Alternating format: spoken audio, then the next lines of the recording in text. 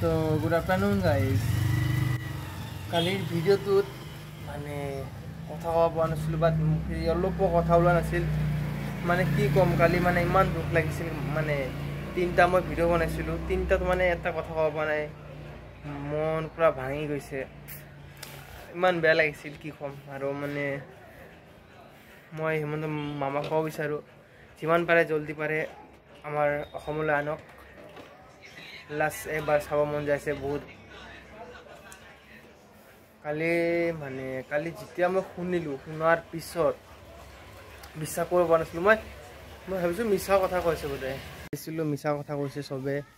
তো তাৰপিছত মই নিউজ চাওঁতেহে গম পালোঁ হয় কথাটো সঁচা। তাৰপিছত ভাবিলোঁ এটা ভিডিঅ' বনাওঁ।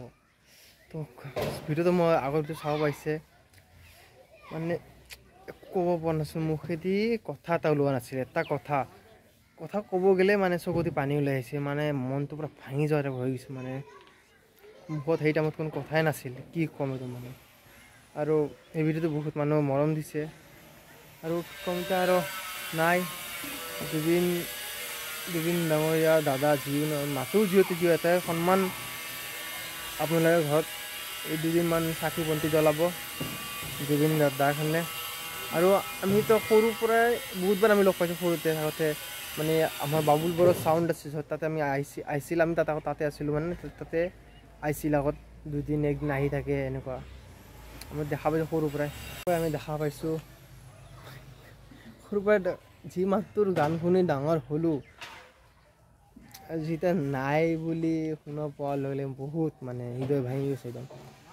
তাৰ মই এটা চাৰিও কৈছিলোঁ, বা চাৰি ঘূৰিব পাৰে, কিন্তু আপোনালোকে চাৰিটো যাই চাব। মোৰ এইটো আইডিতে দিয়া আছে 2-এটা চাইডি। তাৰপিছত মই ৰিয়ানৰ ফটো মানে ভিডিঅ' এটা আছোঁ। কালি বহুত বেয়া লাগিছে বহুত, মানে বহুত। আৰু ভিডিঅ'টো দিয়াই নাই, মানে যোনটো মই ৰিয়েল পূৰা কান্দিছিলোঁ একদম, সেই ভিডিঅ' দিয়াই নাই। সেইটো দিলেতো মানে কি ক'ম আৰু। তো আজি কাৰণে আহোঁ, চবেই ভাল থাকিব। আৰু আপোনালোকে আহে আমাৰ সৰু সজা ষ্টেডিয়ামত ৰাখিব বুলি কৈছে হিমন্ত মামাই। তো জলদি আহিব আপোনালোকে, চাই যাব, আমিও যাম। চাওক আপোনালোক তাতে লগ পাই আছোঁ।